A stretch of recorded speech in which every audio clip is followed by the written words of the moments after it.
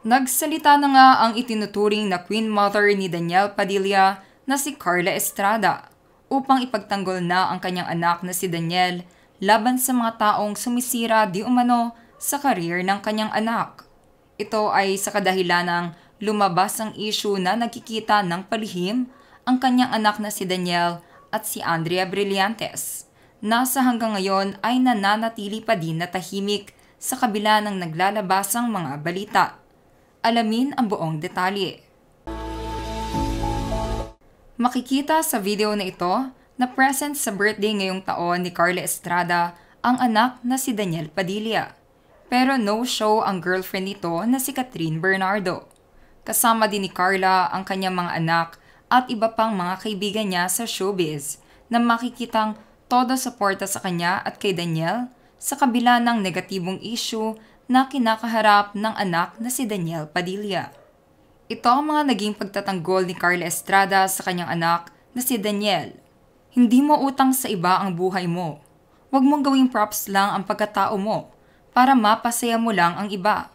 Pasayahin mo ang iyong sarili. Deserve mo yon. At kung ang iba ay hindi natutuwa, bahala sila. Kalungkutan na nila yon. He who is without sin among you, let him be the first to throw a stone. John chapter 8, verse 7.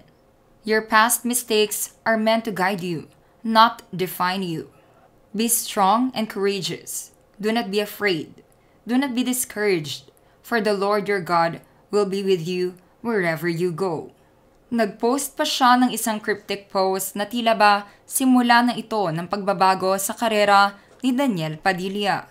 Old ways won't open new doors. Hindi naman napigilan pa ng mga supporters ni Catherine Bernardo na magbigay ng kanilang reaksyon sa mga inilabas na pahayag ni Carla Estrada. Daming cryptic posts at kung ano-ano, lagi na lang ipinagtatanggol anak mo. Almost every year may issue kung kani-kanino. My God, stop it na. Kawawa na ang bata, lalo ang babae.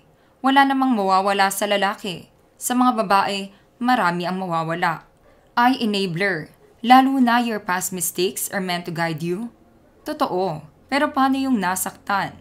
Sana unahin mo muna yung nasaktan mo kesa sa sarili mo para dun mag-start ang guidance journey mo.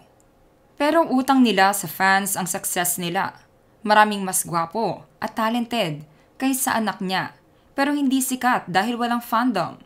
Whether they admit it or not, fans ang nagluklok ng isang artista sa kasikatan, kaya deserve ng fans ang honesty ng bawat artistang sinusuportahan nila. Napakasimpleng bagay pero hirap silang ibigay dahil mas gusto nilang inuuto ang mga delulu. May picture sa IG ng birthday celebration ni Carla last night at wala din si Catherine. Dati naman nagpupunta siya. Pero wala rin naman si Blight. There you have it, mga ka-showbiz peeps. Ito na nga ba ang pag-amin ni Carla Estrada na totoong nagtaksil ang anak niya kay Catherine Bernardo? Kaya sinabi niya ang Bible verse na, "He who without sin, first throw a stone." Just comment below.